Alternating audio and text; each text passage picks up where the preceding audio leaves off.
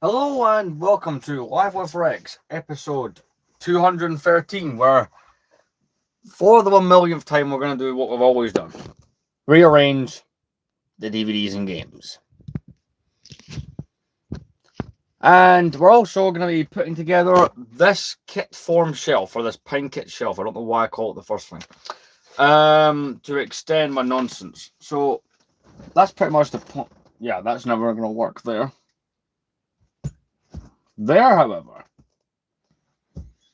granted, my posters will have to come down, but is this the same length as the other one? Don't mind me, we're just getting this ready to go. But you get to enjoy this view as I kind of size up the shelf. So is that the same as that one? It is. I know I'm going to regret checking this because it means I will buy another one. But I don't learn my lesson if you're not familiar with this channel. I mean, realistically, without being a threat to my head, I could have another one of these here.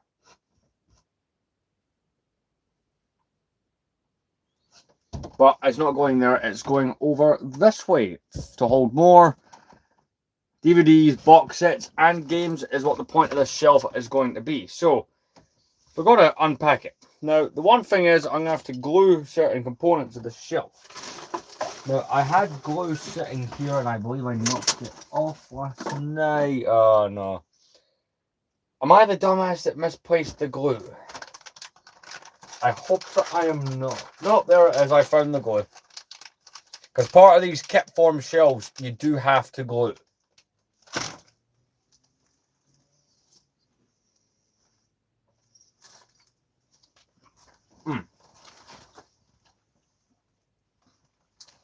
And I stood on something I shouldn't have stood on there. But anyway, we're going to get this put together. I think, where's the drill? Go off the drill. I'm going to go get the drill and I'll be back in 1 second. But yeah, so we have a slightly long stream. Just get things done.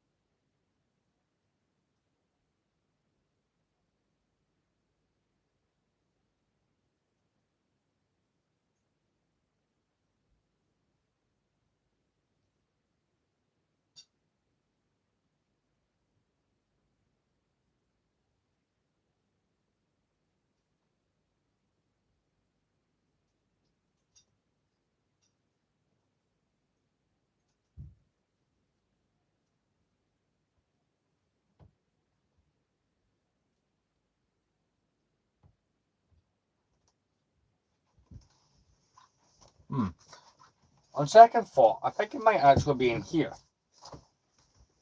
Oh, losing my drills. That's not fun.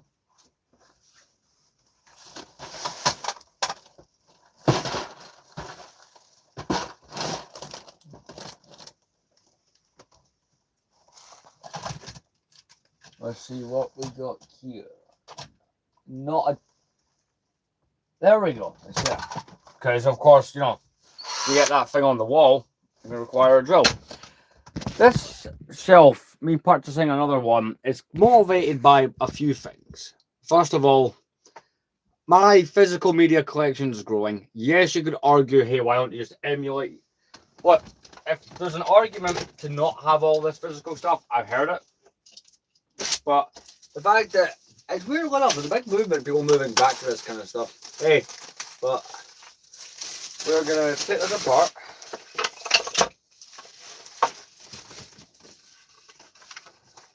And I'm gonna work on getting, because I got quite a few pickups today, games and movies wise. So I even picked up one of the games I was wanting really badly as well for a while, since Hit and Run.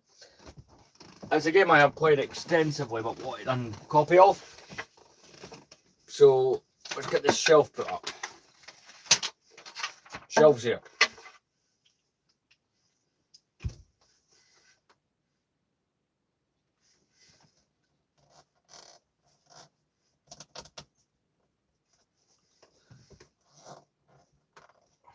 How much of a pain are these going to be to get out?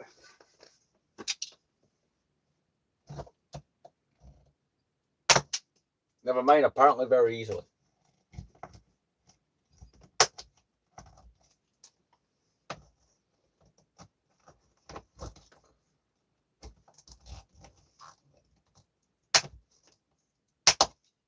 These posters are in the way of the project. Hey, how's it going? I was putting up a new shelf since I refused to stop buying box sets and games.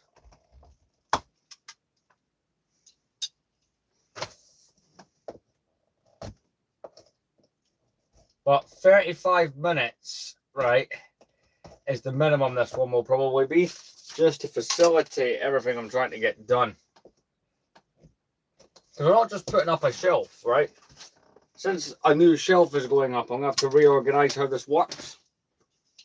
But it's going to be like in the best way possible. Right, so that's those posters removed. So we've got to quickly put the shelf together itself. So I need to put the arms and stuff on this shelf and then glue certain parts of it on. Which is not fun. But from what I've gathered from the last couple of these I've had, it's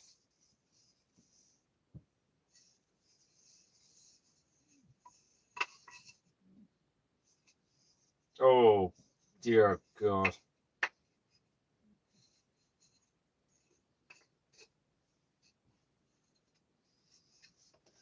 This may actually make the stream longer if this is what I think that it is. Oh dear God, it is. Right.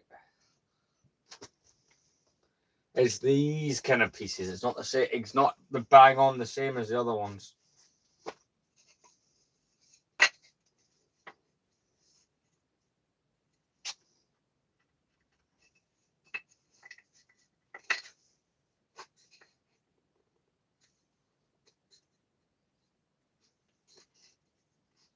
So way to do this properly.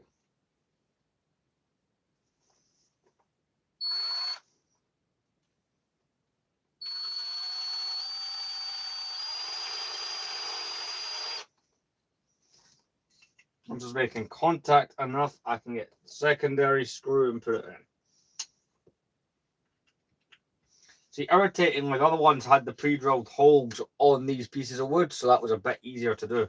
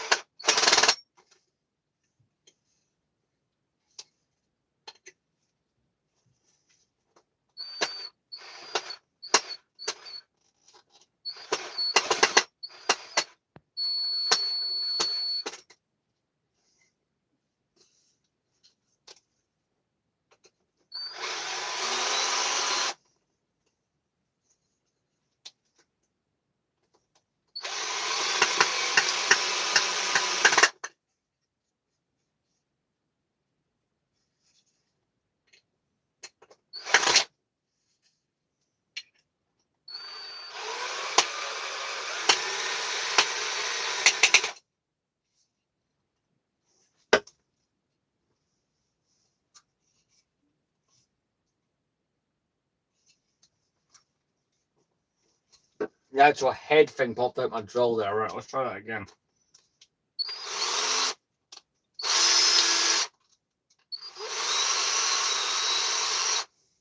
We'll try that again.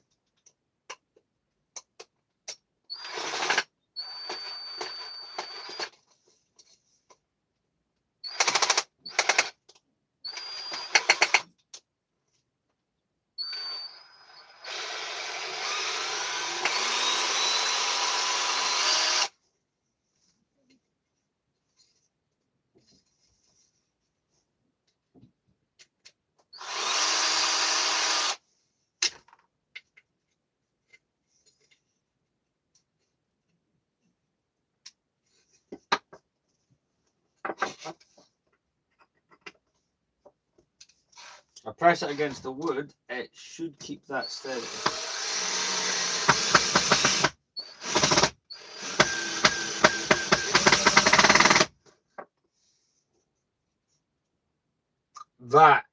That is much better done. Right.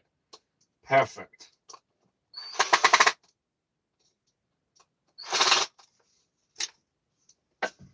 So I've figured out how to do one of these shelf struts, we can do the next. Since I was anticipating these would be more or less exactly the same as other ones, they are not. It's ordered from the same seller as the last one we did. But maybe that's my fault for expecting some consistency.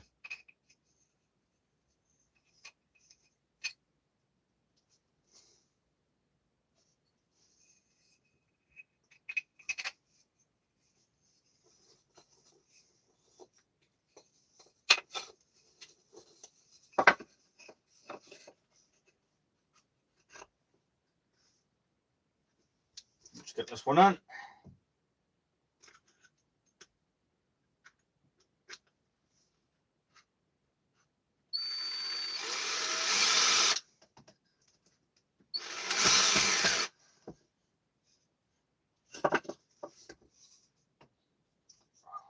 God, no, I hate when that happens. Hopefully I can work with this.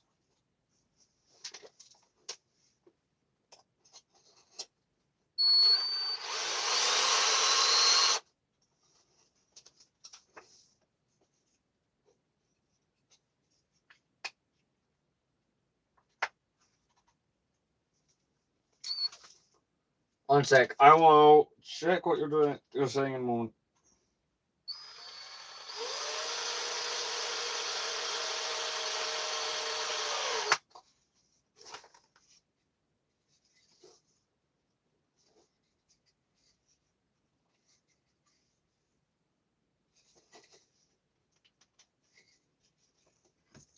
I am hoping I don't have to go buy a new shelf strut for this.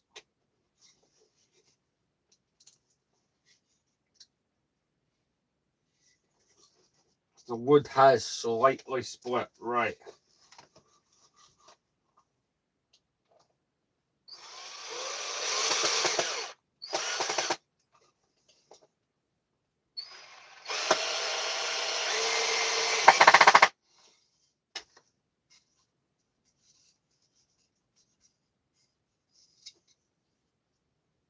Joe, I should still be able to work with this.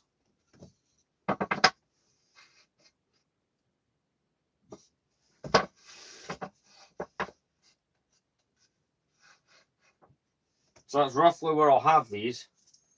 I mean, I don't want to risk drilling through them now that I've done it that way. So where is that glue? Because the glue is what worked on the other ones. I'll cover your comments first.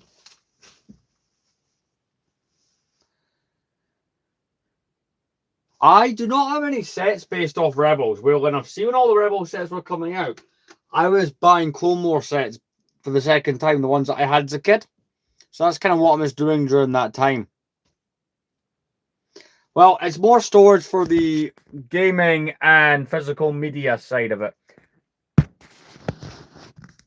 So, yeah, because that's my other hobby, which also seems to take over everything.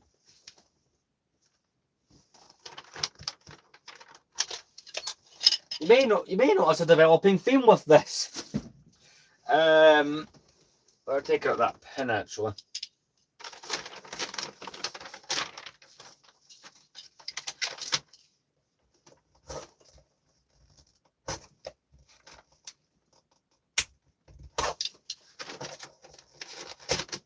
That one's not going back up anyway. To be fair, I could do with more Lego storage as well, but that's it. That's its own problem. I could do with a whole house for that.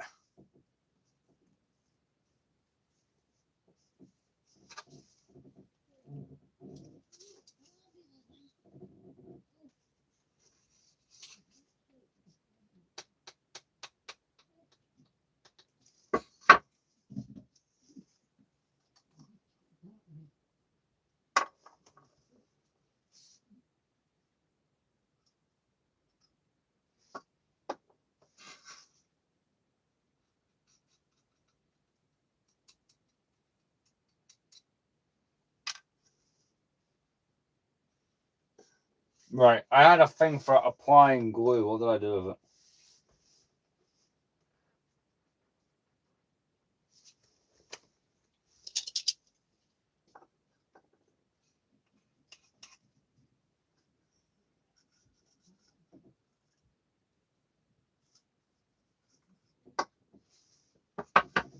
So if I quickly take this,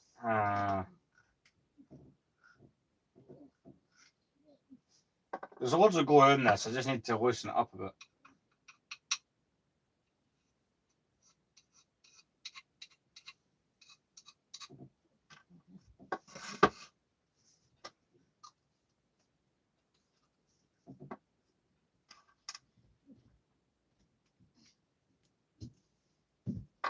Oh, right, it's already, I can feel that stuff quite bad. Right. On the wood. It's funny, when I moved into this room about 2 years ago, I only had 2 of the smaller shelves. Now it's ballooned the amount of these pine kit shelves I've bought. To be fair, now it just feels like my bedroom from 2010, the amount of these I've got.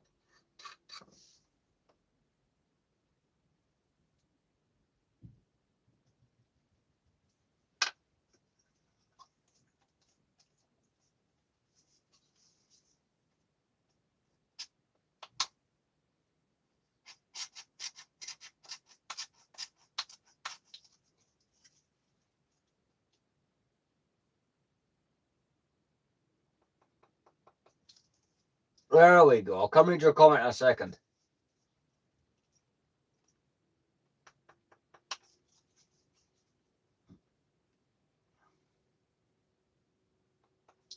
You have to find a video of me doing this on my secondary channel. That'll be up later tonight. So what side is the set? Alright, I suppose it's universal. So that'll be the front. This bit'll be the back.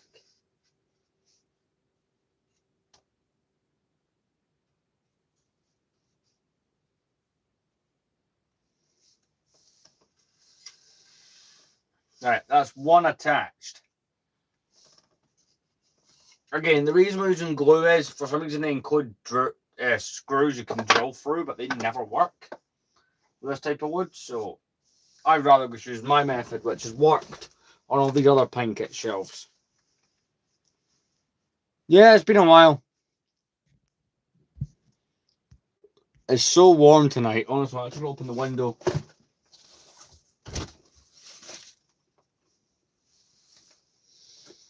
Like, I'm sweating bad balls because I'm streaming. I gotta keep clothes on. Right.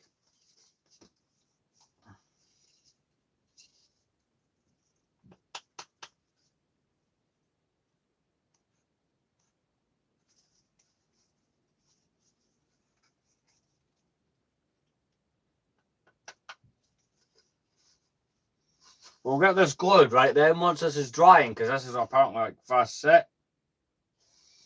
Super glue. We'll get to work on getting the shelves taken off, like everything taken off these levels, so that we can sort it and get stuff done.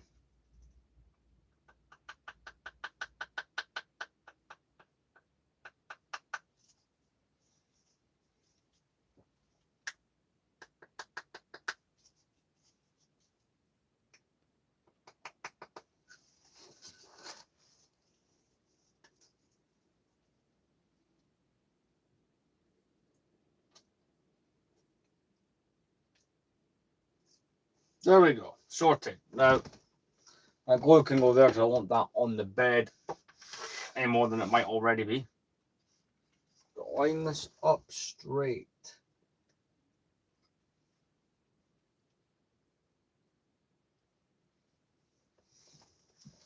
Because in my experience with that kind of glue, there is no second chance if you screw it up. I did not see the eclipse. I was in work during the eclipse.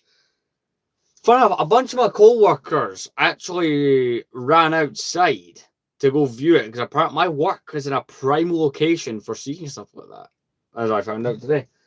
So I'll quick finish my bite to eat here while we wait for that to drop. Oh, no.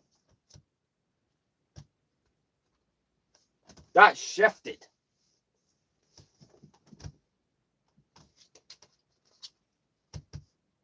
I'm glad I looked at that, otherwise it'd have dried and sat in the wrong place.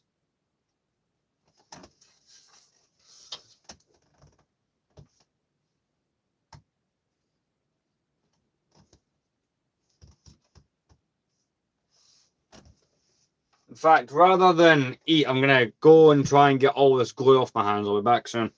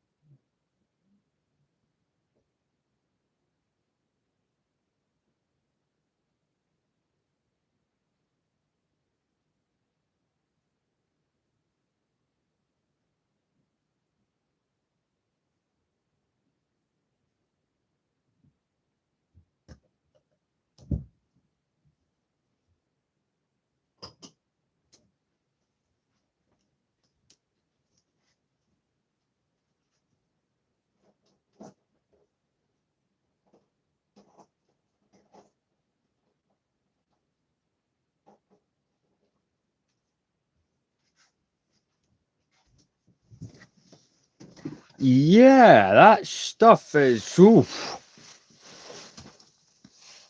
Yeah, that stuff's. Hopefully, it's just as good as being a wall adhesive as is that.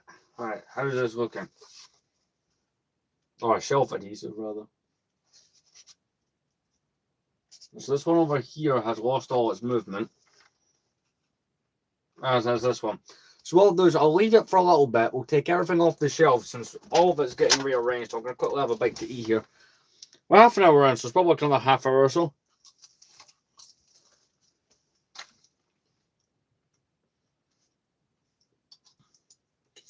But given what I have measured, right, I will get another one of these.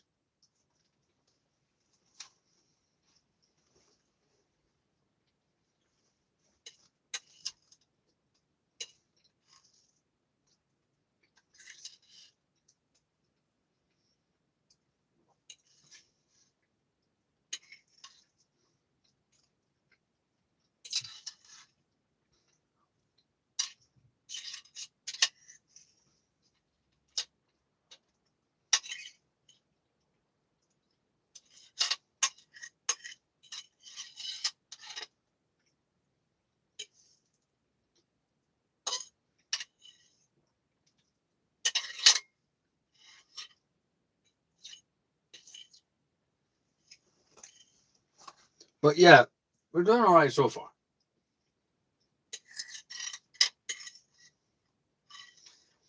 Friday and Saturday, I plan to have really long streams come out.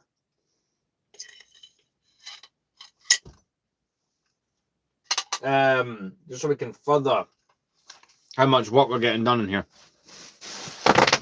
And I stood on bubble wrap that my shells came in.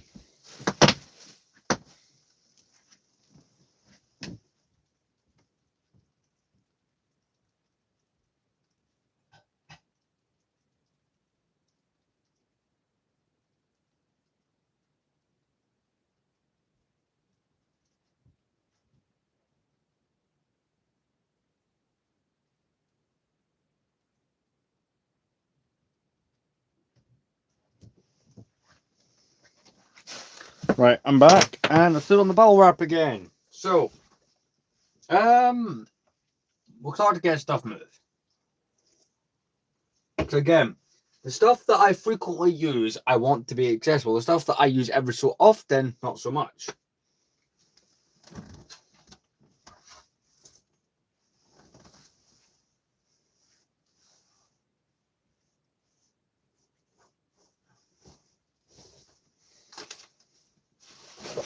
Right, I'm going to move this stuff so that we can have some floor space to work with. Oh.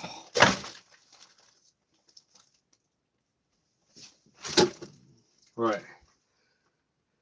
That should be substantial floor space. Right. We'll start by taking off So I have PS1 games, right? I do use my PS1 games. Of course a moth came in here. Wow. I don't know, can you see that on stream? But the PS1 games, I don't use that frequently. Nowhere near as frequently as, say, any other console. So, they might be what gets put in a different place. Because they're in a really good spot, but there's a bit of an awkward spot that came with all of this. And they're probably going to end up there. So I'm going to place these on top of my Xbox. I do have quite a lot of PS1 games. I do buy, like, the occasional one, but I don't buy it in nearly the same volume as I do other consoles, but that might be something to do with the price of them as well, because a lot of the really good PS1 games, like what's happening on the PS2 and 360, those games are becoming pricey. Put those things there. And this is the second stack of these.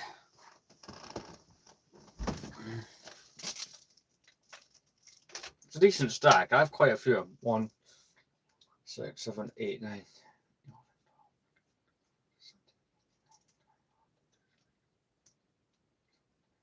Well, 29. So, you know, not nowhere near the size of some of these other ones, but that's all right. Right, those right. PS2 games. Fucking do this in a way where I'm not gonna have giant piles. I'd rather have stacks than I'm gonna aim to do it. Right, I'll put these up here next to the PS1. Next to the PS1 games. Get a drink. But I've got a few ideas on how I'm gonna do this. I knew that shelf was coming today. Like, I got like the notification for shipping online. So when I was in work today, I kind of drafted some ideas in my head on how I would do this. That thing landed right on me. And for some reason, I'm shocked at that. And I made myself look like a gimp on live stream, but I mean, I'm the 23-year-old guy with Legos and video games in his room, so maybe I've already done that to myself. 360 controller can go there for now.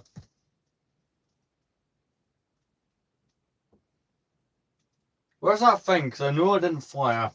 Screw it, doesn't matter. Right.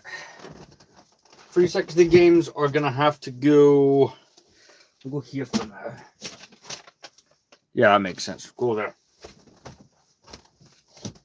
Of course, the Xbox 360, as you can see, or if you've watched the content on the second channel, is the it's the console that I have the most games. Like, I've got 107 games, I think, or 108 games for this. So it's safe to say it's the console I probably use the most.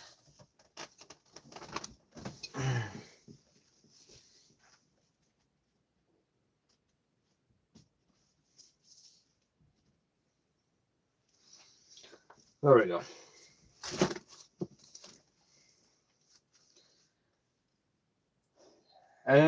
Thinking. Right, so this is something that I was planning to build this week on the channel, not materialised yet. Historical Collection World War II. This is the Focke-Wulf 190 F8. So, you know, German planes, because I can't say what it really is on here. Luftwaffe. Ow. Of course, I had to kick the nightstand up. Oh, welcome to the show where it's more than a little obvious that I'm on the spectrum. That's a build. It's another thing when we're building on stream soon. 2012 Endor Battle Pack. I'm realizing how many more goddamn 360 games. Like, almost this year, that collection's gotten out of control.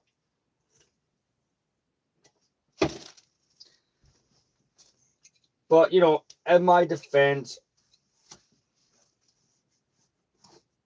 I have to pass 2 CEX stores to go to work, so surely you don't blame me.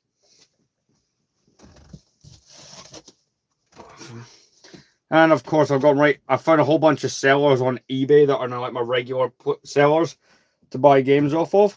In fact, I'm going to be making an order on a game that I'm after this stream. It's a PS2 game.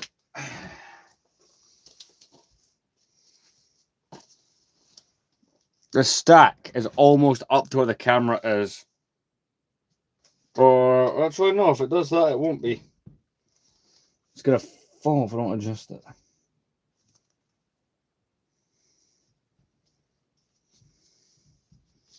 It's going to adjust this. This is insanity, right? You want to see where it is so far? Yeah, I wasn't mucking around, was I?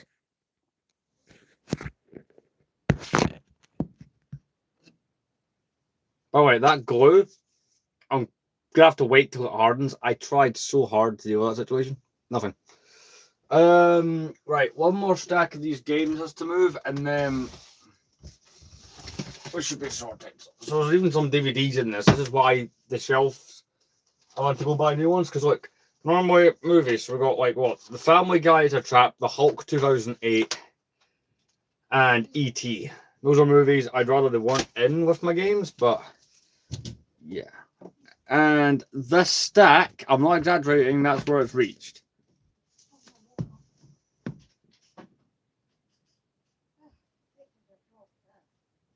No, no, no, don't. Come on, we don't want to fall.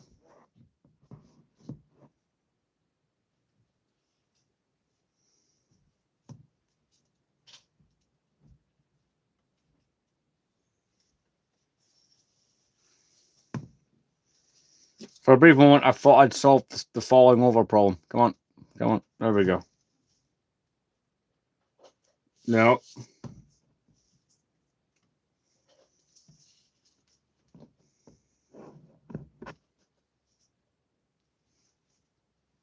Right, I'm going to put this other stack down here then. We're actually going to half height it again. There we go. So that's the games off. So, and did I just go screw it and install the shelf? So what? Just so I've got a secondary storage thing? Yeah, let's do the shelf.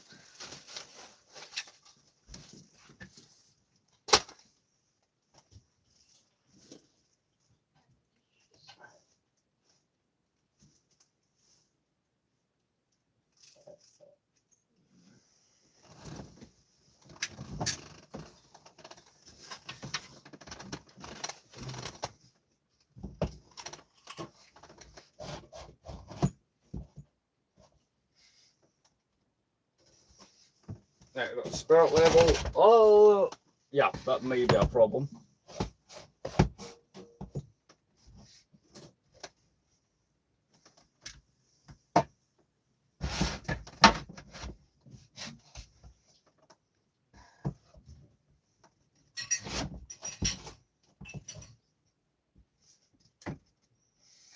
That's perfectly plumb, right? Ready to go.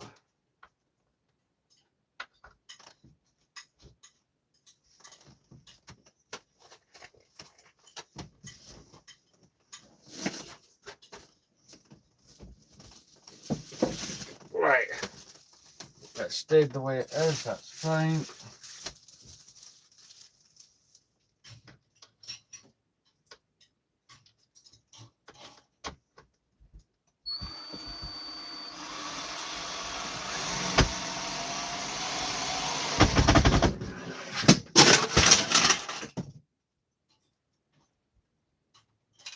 Please tell me that was on camera. That was something else.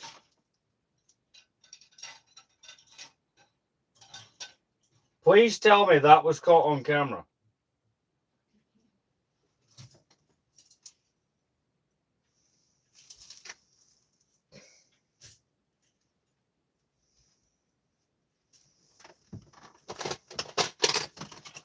Let me get another screw in this and then I'll address what just happened.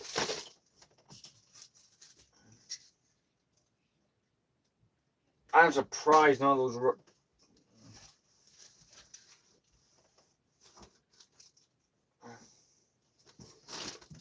Wow.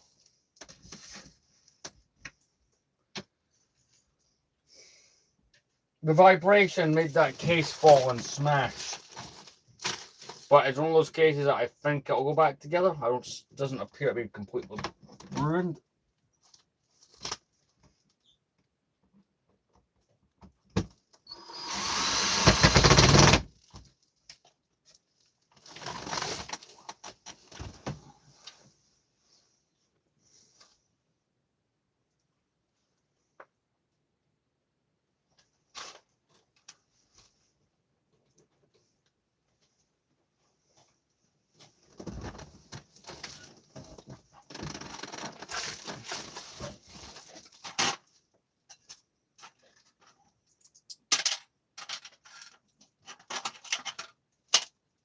That's had all the expensive figures in it. Right. I can go up there for now until I get the chance to actually look through it and see what the problem is. Apart from the one of the sides, which I think may have just fallen. Did it?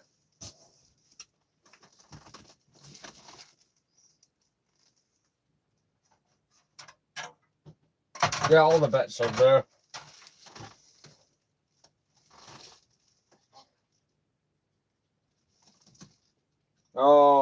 colours.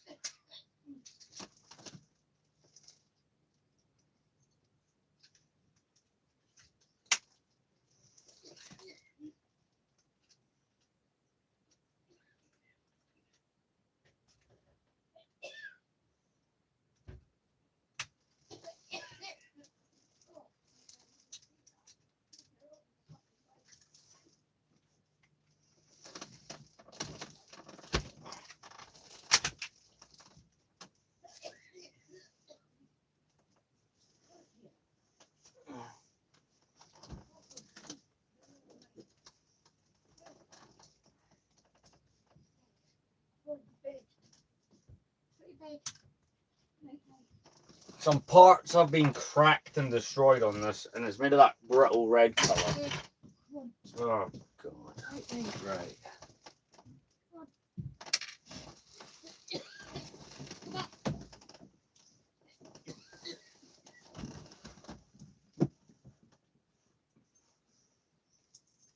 That's unfortunate, and it'll need to be dealt with. But that shelf is on. I just need to put a couple more screws in to make sure it's 100% into the wall.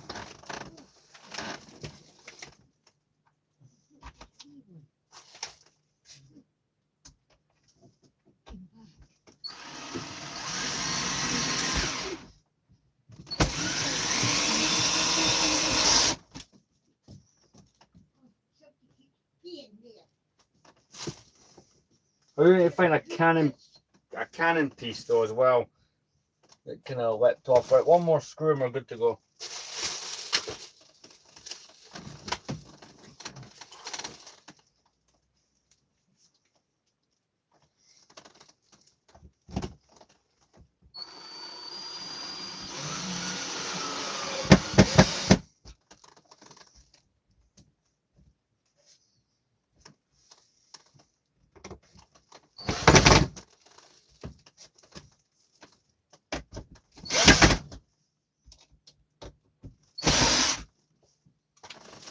Oh.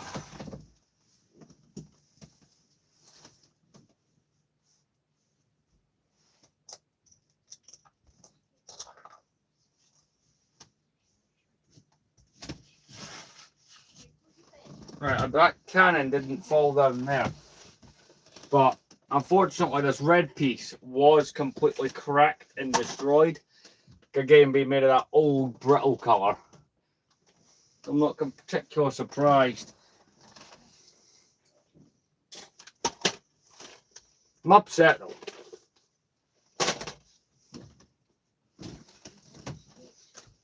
There's a cool set of that from 2012, but I'm gonna have to. All right, let's mend the case first of all. I can do that. I think I can.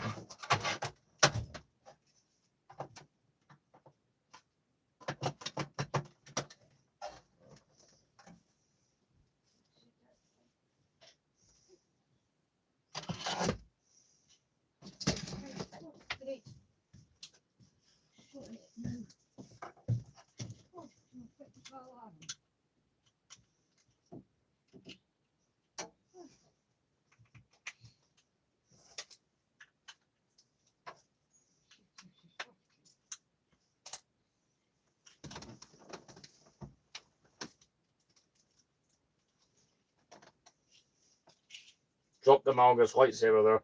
He's not going to be able to drop that ship anymore in case it falls again, or something falls again in general. And the ARF Trooper needs to be in this case as well. Very expensive display there.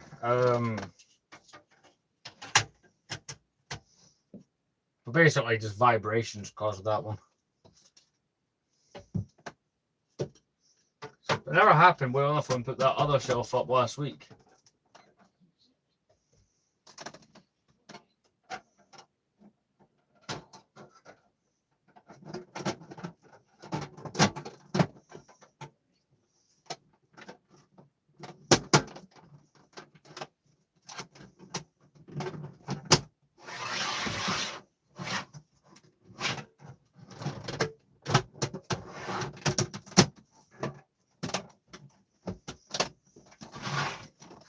fixed because the ship was originally sitting on top of that.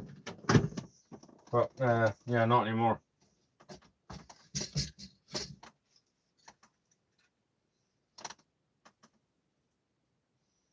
It's one of these front wings of a cannon that I'll need to find. So that set was never complete. I have been meaning to buy a complete version of it. So maybe that'll motivate me to buy it. But this is the part that got decimated. So that's fun.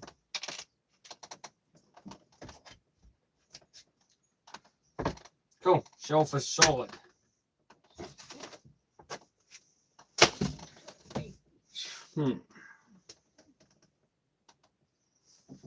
This definitely will not be a hazard to me when I'm sleeping. Like if I was to, randomly sit up. No, we're good to go. Creates a new place for me to put my glasses as well. Perfect. Hopefully, unless I put one underneath that corner, it should be the last shelf I install for a while. I'm trying to think how to do this.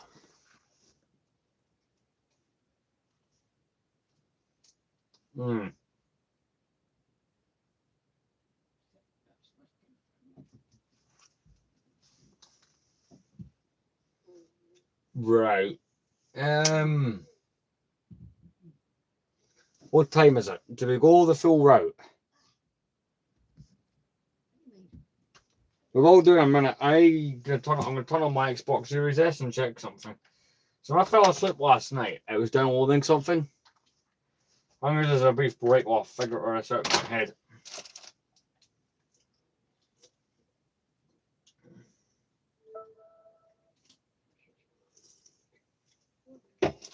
Because thinking there, right, that stack at the back could just get used for PlayStation games. But then I have to relocate everything else. That would be like the ideal, so I have all the PlayStation stuff towering, since I don't ever buy as much of that as I do Xbox. That could work. We might just go screw it and trial it. Because I don't have to be up early. Right.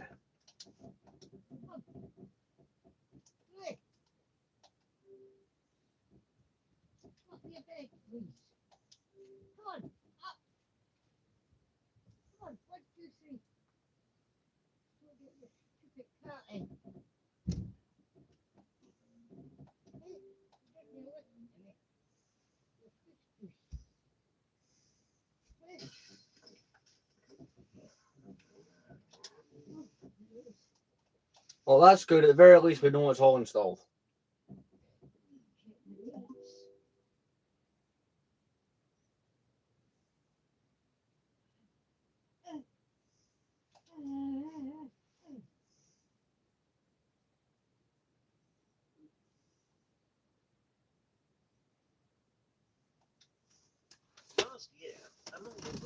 Screw it, we'll try it.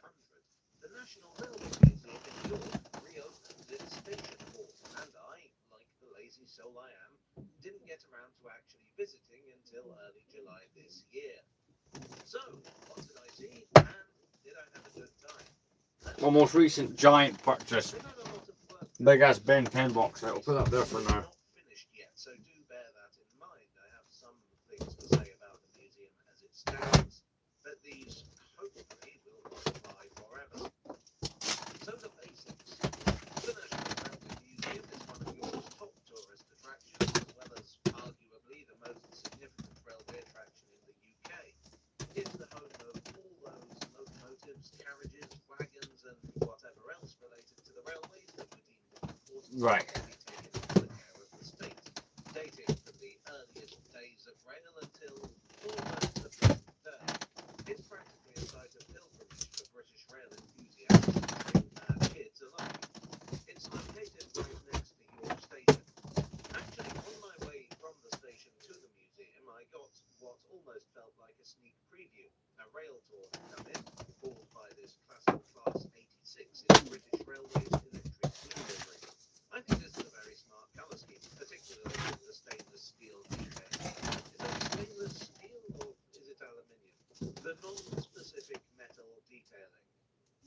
train was handed over to Tangier, a Battle of Britain class steam locomotive. That's just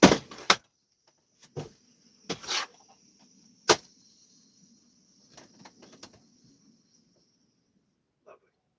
Now, thanks to the construction works, you can't get to the museum entrance directly from the station at present. You have to go the long way around. All told, I think this must be something like half a mile. What particularly These I am kind of stuck on to throw in the bed because I don't know where to stack them. you can see that it's physically very close.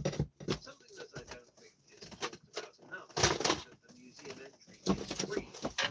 Other attractions within the museum cost money, but the important stuff are really So let's get started with PS1 games.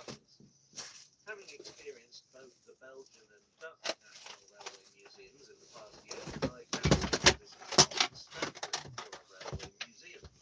The museum is effectively divided into two parts. The first one I visited was the Great Hall. When you come in, you're greeted by the imposing Q1 designed by OBS Bully, who also designed Tangier. I think it's important to know who at the entrance to set the scene. Whether you think that's the Q1 or not is your own opinion. Personally, I'm a big fan of these odd-looking engines. On the turntable in the middle is a newcomer, Columbine. For most of the century, this has been on display at the Science Museum without suspender. It's only recently moved up north. It is one of the early locomotives built by Crew Works and is the only surviving example of a Grand Junction Railway locomotive, as far as I'm aware at least. This type of locomotive... So obviously stack them so they're readable and whatnot. The London and North Western Railway's Cornwall, but that wasn't built as a prototype. That's a whole other story and no justice to itself. Anyway, it's good to see Columbine here. Plus, it's going to look very different because these were above my head in terms of shelving till recently. I have to say, I really like the way they've got the exhibits laid out at the moment. If you go clockwise round the turntable starting at the far left corner, they proceed in approximately chronological order. So you have the very early entries like Rocket and Agnoria. So I'll have to find a good place for storing these. PlayStation 1 and 2 memory cards. And up to the end of steam and the rise of the diesel and electrics. There are other displays around the outside, like modern high-speed trains, engines built for exports, and narrow gauge equipment. And of course, So, you know, a special shelf just for the PlayStation stuff. I'm primarily an Xbox collector. Duchess of Hamilton, another streamliner, and I do think it's a bit of a shame that they don't stand side by side at present. But that's just my personal opinion, or whatever that's worth. And of course, all like the PlayStation 2 Platinum stuff will be stacked there. Of course, my most recent Platinum that I picked up today and run. Also, if you're, say, a YouTuber who deals primarily in history, you can find lots of little bits and pieces to illustrate your videos here. There used to be a viewing gallery in the North Shed where you could watch stuff being repaired and restored in the museum's workshop. But that's now the Wonderlab, which is this sort of kids' educational, interactive play area type thing. I don't have any footage of it because a guy on his own filming a bunch of kids is a pretty good way to get yourself, at the very least, thrown out of the museum. The Wonderlab has been a little bit controversial among enthusiasts. I always think the NRM has a difficult balancing act. Are they custodians of the nation's heritage, a tourist attraction, an educational establishment, an enthusiast's mecca? They have to be all of these, so inevitably that means a certain amount of compromise, and that you are always going to displease some people. That's kind of a problem. If you can't attract a wide audience and you only bring in enthusiasts, how do you justify public funds? But if you aim too wide, you risk cheapening the institution. In the case of the Wonderland, you have to pay to get in, so there's also a fundraising aspect. And then for the museum as a whole, there's the question of how you cover a topic as broad as the history of railways in a single venue. See, you can see what I've done there, right? PlayStation 1 and 2 stuff all organized. Perfect. The station hall is, to all intents and purposes, a separate museum with its own entrance. I understand this is to change when construction is complete on the revamped museum. I noticed Unless... I wonder if that's because people just weren't aware of it.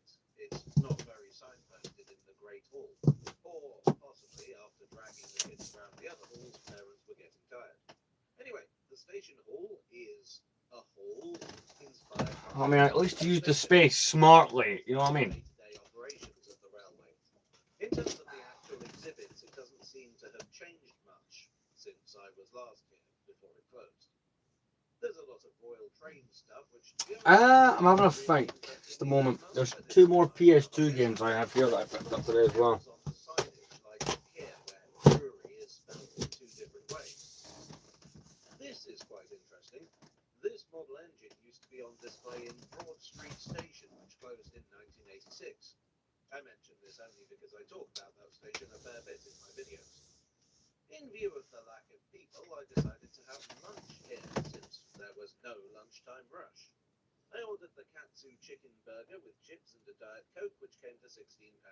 I didn't think that was ridiculously overpriced, given where we were and the free admission and all that. Museum catering is always expensive, and this was rather better than I've had in a lot of museums. Your mileage may vary. I'm debating if Blu-rays should go there as well, because blue cases. Have afternoon tea in a London and South Western Railway dining car. I wonder, could I claim afternoon tea as a business expense? Anyway, when I finished looking around, How would that look if I was to throw the Blu-rays there? line out here where you could ride a steam train. That would also be a bit smart. Abandoned at the moment. There's a miniature railway, but it wasn't running that day. There has been a lot of walking, although when I'm filming I tend to rack up far more mileage than someone walking normally. I wanted to head into the city to visit a couple of shops, so I took the museum's road train. This costs £5 per adult and drops you by York Minster. Now normally I wouldn't use this, I'd walk or take the bus, but since the buses weren't running and walking would require another half mile on top of the rest, I took the only option available. To be honest, That looks better than how people would have it. I like that. Apart from when I just dropped a bunch of Blu-rays, I like how that works. about the distance, while the staff member explained that the only alternative for getting to the station was a cab.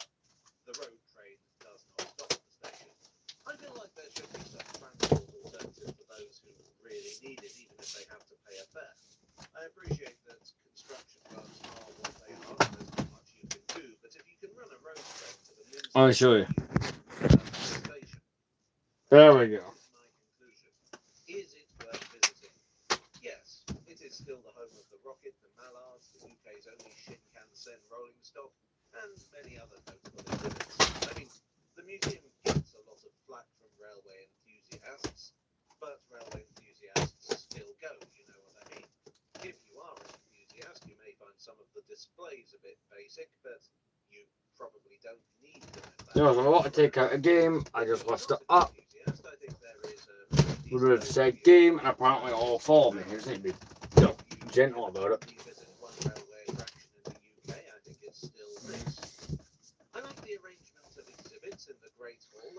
So a lot of PS2 games I've got. How do I got now? 1,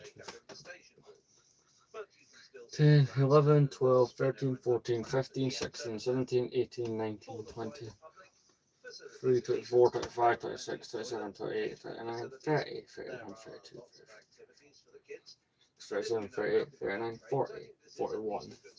So I got 41 Blu-rays, not Blu-rays, PS2 games.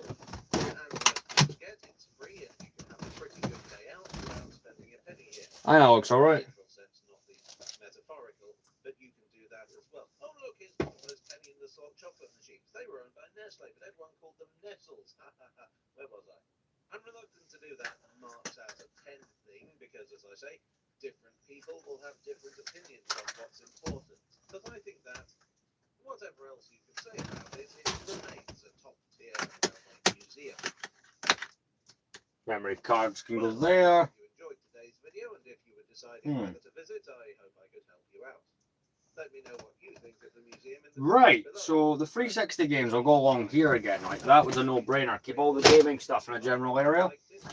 Makes sense to me. We can have Padme up on top of the Blu-rays again. Yoda, he will not fit up there, will he? No. Yoda, that cup topper will have to go elsewhere. And I will see you all again very soon. Cheerio.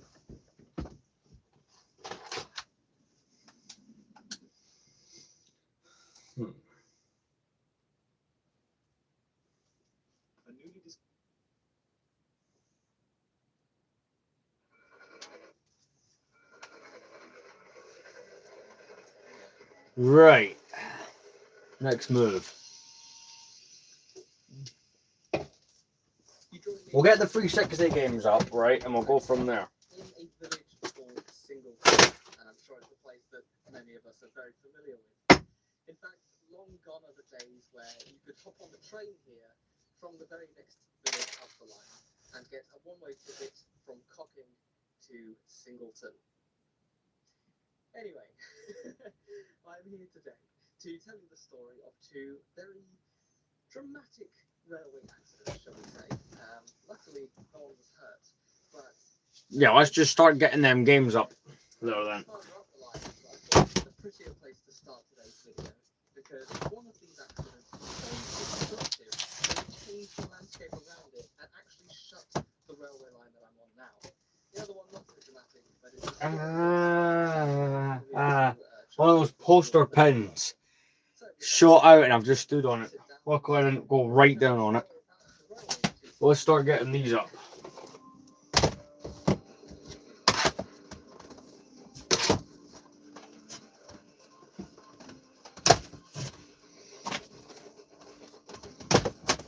The reason I'm doing it this way is, trust me, I know that I need a lot of space for these games because I own that goddamn many.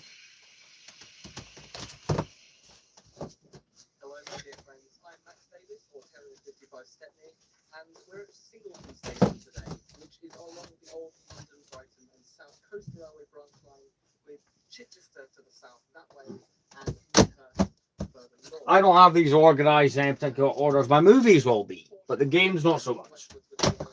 I like the randomness of the games. Now, Singleton, in the middle of this line, has a massive station, or was a village of about 300 people. That's because it's very close to Goodwood Racecourse. And, But yeah, that stream's still got some life left in it. It's nearly 1 in the morning. But I have that itch to get things done, and I want to get it done. Because I'm work all day tomorrow, so I'd rather I got all this done now. Last for very long, passenger services ended earlier than the goods traffic. Goods traffic carried on here until the 90s, but not a complete line, because as I say, this first railway accident that I'm going to tell you very much cuts the line short, shall we say. The Chichester to Midhurst branch was the last line to be built. Yup, I have just disconnected that. That was not smart. Tell you, it's rare though, after work, that I do one that ends up being this long.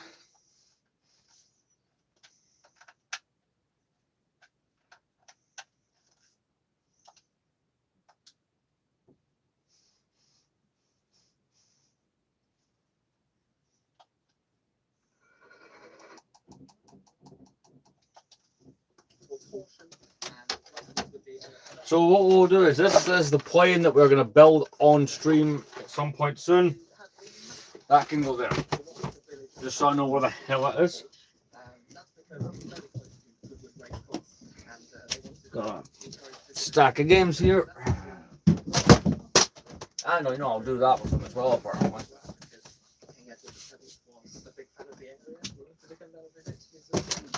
It didn't really last for very long. Passenger services ended a lot earlier than the goods traffic. Goods traffic carried on here until the 90s, but not the complete line, because as I say, this first railway accident that I'm going to tell you very much cuts the line short, shall we say. The Chichester to Midhurst branch was the last line to be built to the market town, and so you have to squeeze into the yard on a sharp horseshoe curve, which may well have saved the lives of the crew of one train. It was the morning of the 19th of November 1951. An old Billington C2X had left Bognor to take a discovery out the line. We'll give the place a general neatening up as well during this stream, just so it is done.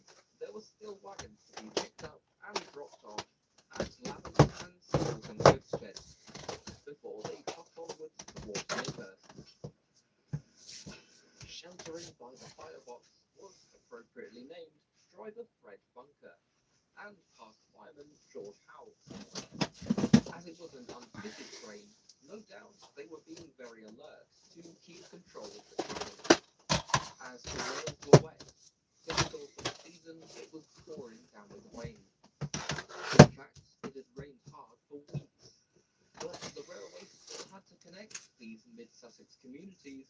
So But this should organise it for at least a while, so it'll work. The regulator when they descended on the approach to Midland. Like, it should be a while before I have to go around changing and updating this again. I know I've said that a few times, but how often do I add a big shelf and completely rearrange the whole thing?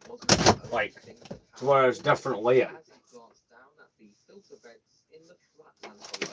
So we'll take the PS2 controller and we'll throw it up there. I also got those 360 games there as well. Those are all the PS2's controller is. And this stack, you know, we've got a couple of Connect games in there. Gunslinger and Connect Star Wars. Entire embankment washed out by the torrential rain. With the brakes already on to keep check of the trucks, there was only one escape. So that controller there. That's all the games. That leaves quite a bit of space because the movies were never accessible. But I used the PS1 games semi-ish regularly, but nowhere near as regular as everything else that's kind of been made more so accessible.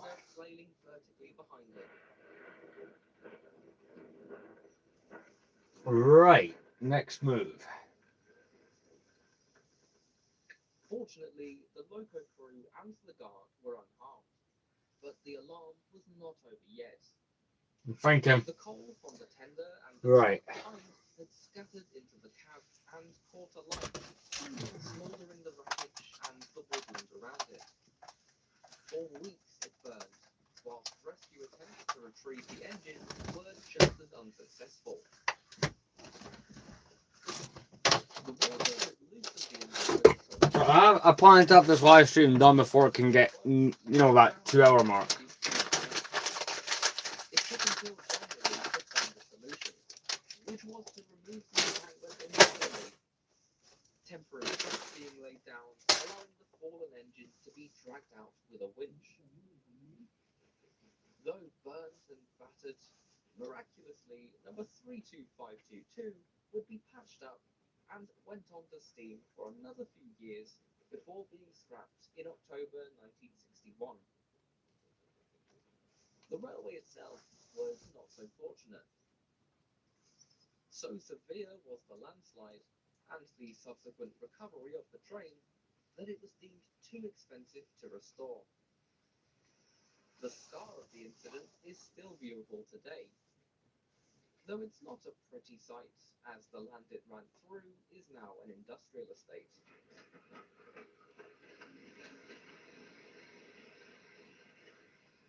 With the line severed, the branch line ran as a dead-end line from Chichester. Right, having a moment to think. Had already been halted in 1935, and regular goods trains stopped altogether in 1970. 2 years later, though, a new branch So we'll have this shelf here as just for things like box sets. to use the branch until 1992. But what once was is still somewhat intact.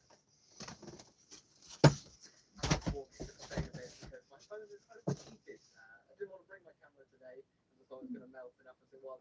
That was a mistake. So anyway, I'm struggling to film this beautiful station.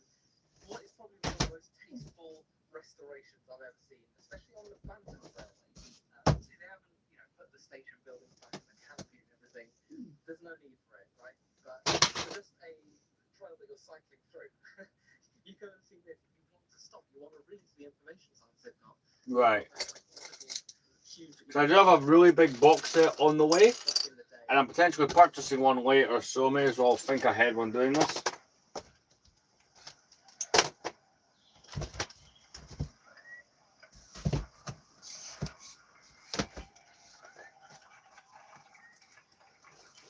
And it's very easy to picture, oh, this is what it used to look like back in the day on that old railway line. My favourite part is this. Look at this. I don't know how well this is going to come out on the camera actually, but they've got sort of a glass see-through cutout of what the station used to look like from this very perspective. I think that is just super cool. Where's the goods shed? I'm trying to line that up so it's the exact same view. The picture was taken about here. Sorry, isn't that just incredible? What a great idea.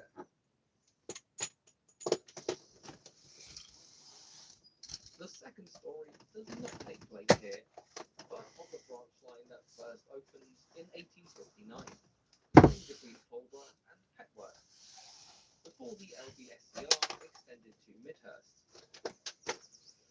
A primitive Sharp Stewart engine was being prepared at the shed here. The cleaner needed to move number 79 to access parts of the loco out of his reach, so he went to get the fireman. Soon after, he heard the chopping of an engine, so retraced back to the mess room to tell the fireman that he was no longer needed. We've got these two anime Blu-rays as well that I'll need to kind of incorporate into this. So they're the only two Blu-rays that I have as part of a series, but yeah, that's gonna grow this week. I have some stuff coming for that. The two returned to the shed to find no engine at all. Having a glimpse of number 79, There's a better way I can do this actually, because thinking about it, I might put movie box sets here as well. getting hold of a buffer before falling to the ground. Whether the cleaner had accidentally moved the controls, we'll never know. But a runaway engine was set loose. As it was so early in the morning, luckily no other trains were in the way. But there was Do you know what? I might actually do the movie box set thing as well. So I do have quite a few good ones, like, you know, the Monty Python movies. We can throw that up there as well. For almost 17 miles, the 222 steamed on, losing pressure by the time it Hey. approached Horsham. Yeah, it's alright, man. Thanks for stopping by. Much appreciated. Suspected that something was wrong. The giveaway being 3 sets of level crossing gates splintered across the front of the locomotive. He managed to climb to the cab and release the wild machine back to a standstill. VHS tapes will go here. I don't really buy a whole lot of those, but I do collect them, so put them there. To never leave a vehicle in gear unattended, especially when there's break of light. Petworth Station today is a B&B with 4 Pullman coaches that you can stay in alongside the old station itself. So, like at Singleton, the legacy of the railway is still very much present. Now, this is all taken about 3 years of work to do. This is part of the Centurion Way, which was opened by the South Downs National Park. But yes, this will help me a lot with the organisation.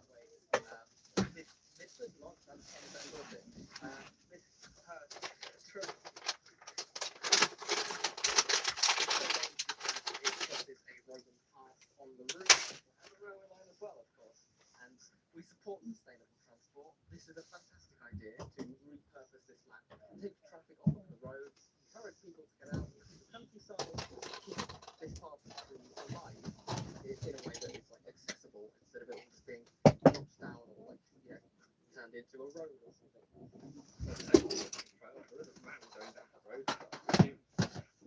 Right, let's see. What else we got? So I'm just gonna start organising some of the DVDs and stuff. I imagine, because the underpass is still under there. I mean, there's no reason why it wouldn't be to get across to the other track. The tunnel's probably still there. And so I like how there's the outline of the buildings. You can see what it used to be. That's a very railway children looking photo.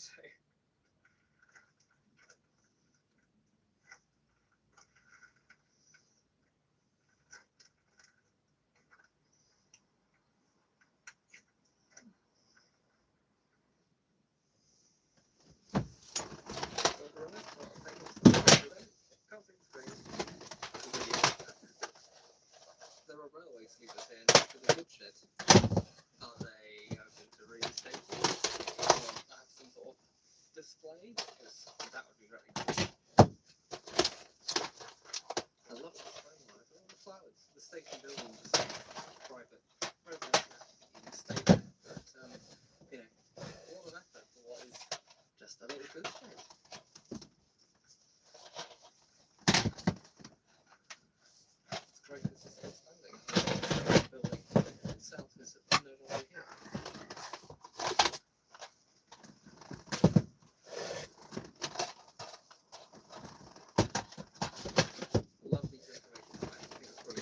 But yes, this will be also good for DVD stuff, seeing as that's an area that I frequently end up expanding. But my camera can't cope in the heat. I don't know how I can. But that's the me problem. Now to end the video, to say thank you very much for watching. Do like, subscribe if you enjoyed it, learned something new, enjoyed the content, because I love going on trips to your parents' streets as well. Keep doing it with your support and you can. I have a Patreon, which is linked in the description. Check that out because it helps me a lot. And yeah, get a ticket out to the video. Got the Dark Knight box set there as well. Thanks everyone. There's The Shining on VHS.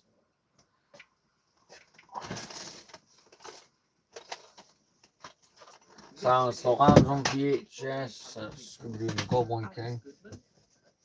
GBH Train, Sean Tempest, Brandon Thomas Fan, Dark White 73, Andrew Dyack, Ryan RTS, Ewan Penline, Steam Power 4472, Firewind 10, Lunated Photography, Marion Hammer horror box set. Elias, TJOC 9891, More movies. Tales, Isaac Family 4, Henry Forrester, and Short Rail Animation.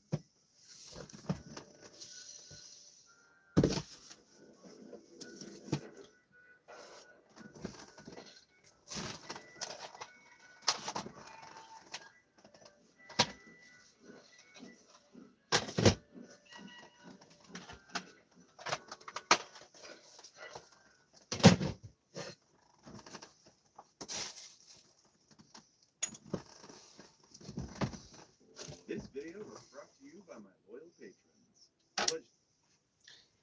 Right. That is. It feels weird to see it this well done, but I like it. Since I started going nuts collecting physical media a little while ago, it's probably the best it's looked.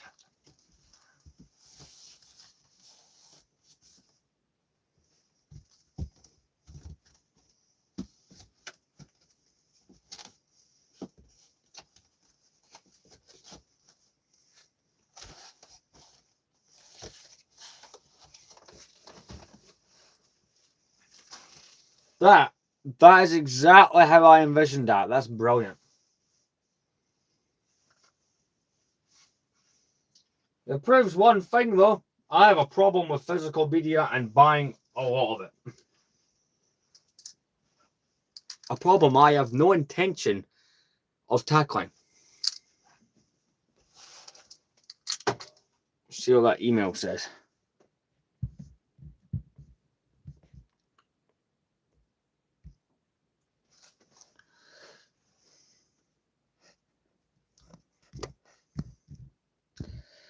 Cool, so I suppose like a general quick clear up, I'll organize the loose ends thing.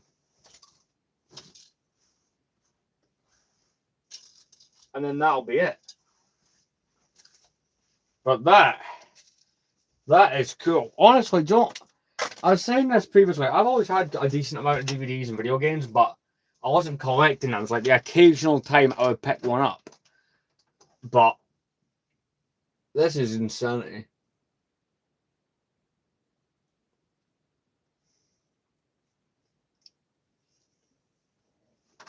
I do, however, want to get rid of that moth. It's Mothman. No, it isn't.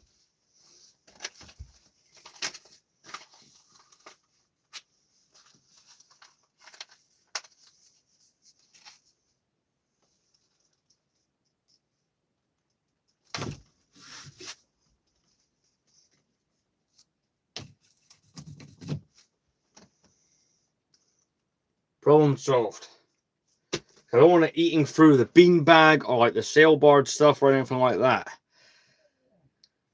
Hair's a mess, by the way. I do apologize. My appearance is not very professional looking, but the heat has kind of prevented me from putting a lot of effort, or, you know, I say effort. That's the wrong one. Like, looking decent, no matter how hot it was and what's wrong. Put that set there. But this is This is great. Especially, it's going to look even better soon, but perhaps do you know what's ironic? The Lego hobby I will still continue to collect, even though I'm aware space is becoming a thing. However, this hobby here, right, buying movies and DVDs and stuff like that, right? Maybe this one has to end quicker than Lego, despite I probably own a lot more Lego. Wait, no, I probably own more physical media than I do Lego. But honestly, I'm happy with how this looks. So how is this when I'm in bed at night? That's not even a problem. Perfect. I like the way this looks, so I'm very pleased with it.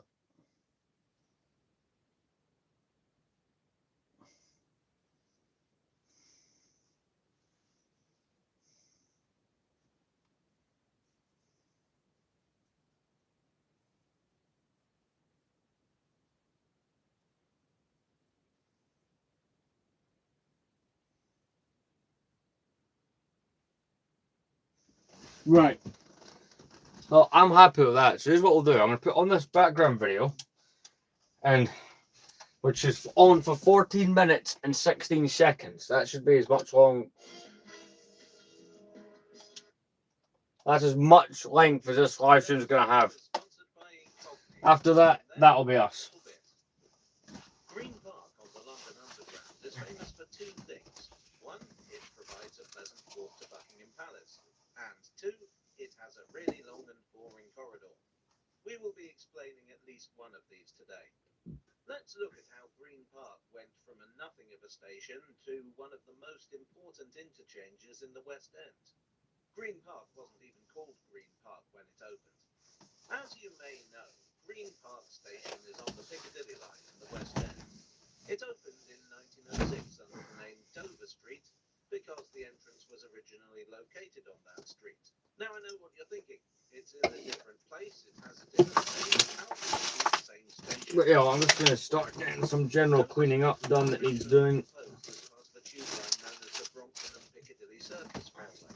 At the end of the 19th century, there were many proposals for these tube lines, and most of them didn't get built, at least not in their original form. As it happened, the Brompton and Piccadilly Circus Railway was hoovered up by a consortium that would become known as Underground Electric Railways of London. UERL was the brainchild of suspect transport tycoon Charles Tyson Yerkes and financier Edgar Speyer. And what it did was, it bought up failing tube proposals and made them work, at least up to a point. Yerkes' motto was, buy up old junk, fix it up a little, then offload it onto some other fellow. Well, he did more than that.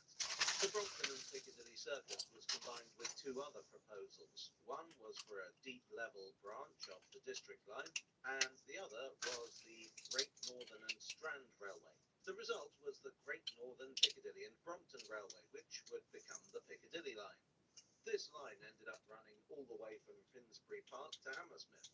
A line this long, serving this many places, was a far better proposal than any of the rival schemes put to Parliament, and so it was approved. But no, this means I can continue on buying other stuff that I'm after. And as far as encompassing all this goes, without the space problem, like, well, at least for a while. Keep in mind, I'm going to expand this one, like, or condense it rather, to fit this box set I've got coming. The facade was one of those Leslie Green ones with the oxblood tiles, like you get at other stations along the line.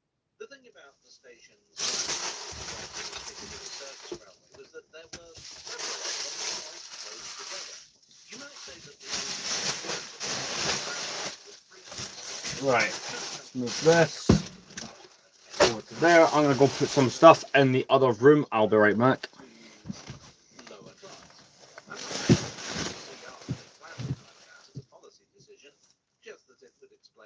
So many stations so close together. Now listen, I don't know about trams, but I'll tell you who's going to tram all over your privacy, and that's data brokers. And that's where today's sponsor, Incogni, comes in. See, websites are always gathering your data while you're browsing online and selling it on to data brokers, who are in turn selling it on to basically anyone who wants it.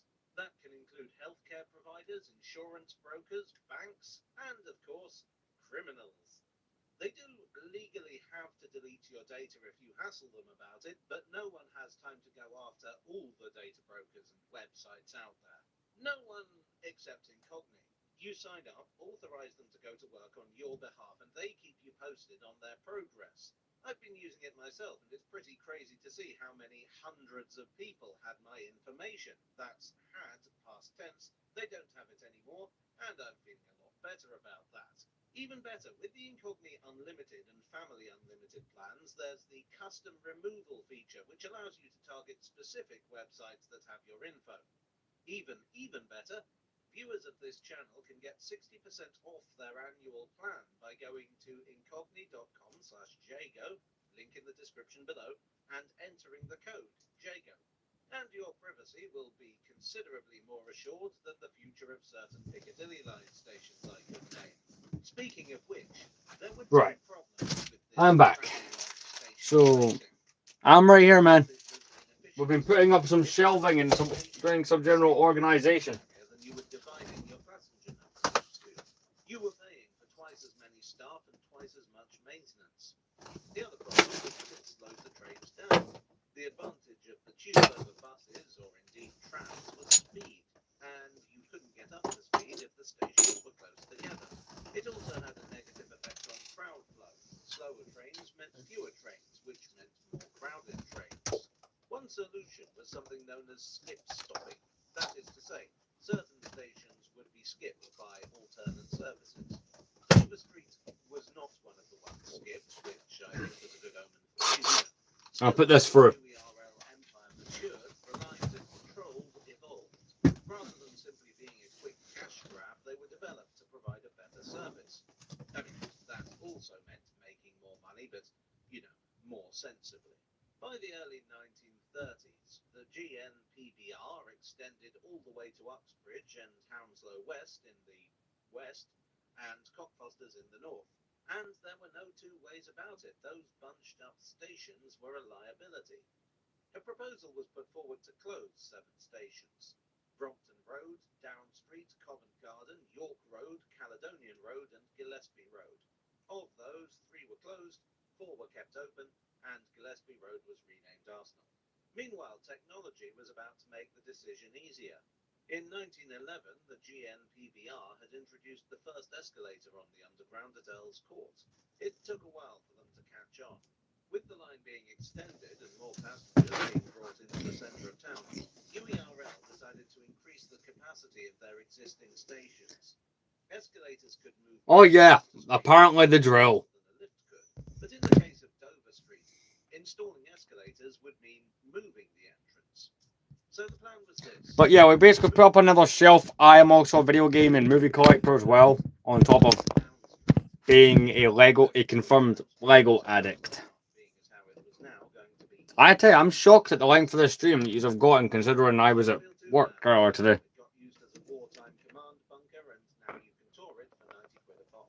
In 1933, the recited Dover Street Right, got a few more things we're gonna get put away. London Transport, who had just taken UERL over, figured that Green Park was a more appealing name. They'd also renamed the GNPBR to the Piccadilly line, incidentally. The new booking hall was located beneath the road, which reflects how expensive it had become to build in central London, and the fact that UERL were no longer willing to throw money around willy-nilly. The entrance on the south side of the road was designed to also function as a bus shelter by the architect Charles Holden. However, that was rebuilt early in the 21st century. But there was more to come. Under London Transport, new lines were planned. One would be known as the Victoria Line. The Yoda can go over there. The line was to take pressure off the existing lines by providing a shortcut across London. It seems that closing all those stations didn't have as much effect on overcrowding as UERL had hoped. But yeah, we'll be ending off the stream very soon, because it's late. They would all require some degree of rebuilding. Architect KJH Seymour redesigned the stations along the route to accommodate the additional platforms, booking facilities, little kiosks, etc. And of course, Green Park was one of these. So it got rebuilt again. The new booking hall opened in December 1968 in time for Victoria Line services to start in March 1969. As a little side note, during construction of the train tunnel, the workers ran into an unexpectedly soft patch of ground, which caused the tunnel route to partially collapse. This has morphed into a story that they ran into an unexpected plague pit. While there are many gruesome stories about the construction of the underground, I'm afraid this is not one of the true ones. The new platforms featured a sort of abstract mural by Hans Unger representing the park. These were removed a little over a decade later during refurbishment, but as you can see, they have been restored. While all this was going on, the original Dover Street entrance was demolished. However, the underground passages are still there, and indeed you can even tour them from time to time with Hidden London, if you're curious. Oh, but that was not all, because there was a third line to come in. This was initially to be known as the Fleet Line, but before opening, the name was changed to the Jubilee Line.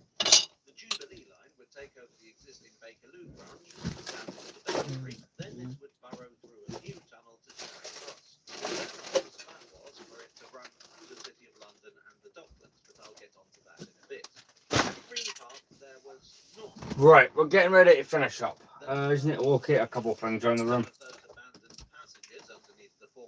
I.e. this charger. More escalators were put in and a very long passage from the Jubilee line to the Piccadilly line. The problem was that by the 1970s there was a lot more stuff underground, so it wasn't easy to site the new platforms conveniently, hence the very long passage. A fun fact, And the last thing that we're going to throw up on them shit, that new shelf behind me, this Commander Grey action figure. It's one of the old ones. This passage is a bit of a slog. Some say it's quicker to get the escalator up to the ticket hall and down again to the other platforms. I don't think that's actually the case, but it feels quicker. Plus, you're letting the machinery do a lot of the work for you. Anyway, the Jubilee line started running into Green Park. But anyway, I want to thank everyone who joined. I'm going to quickly show you guys the shelf. I have another Ben 10 box set on the way because I show I've a lot of nostalgia for. That's like the original series. I have Alien Force on the way, and that's quite a big box set, so it's probably going to go over there. Before anyone asks, that's not going to extend that way because my head's there. I may ever get another big one and put it under that, but I don't know if I want to do that yet. Keep in mind, it won't hang as low as this one does. It'll be like touching those arm bits there. But I'll see you guys in the next one.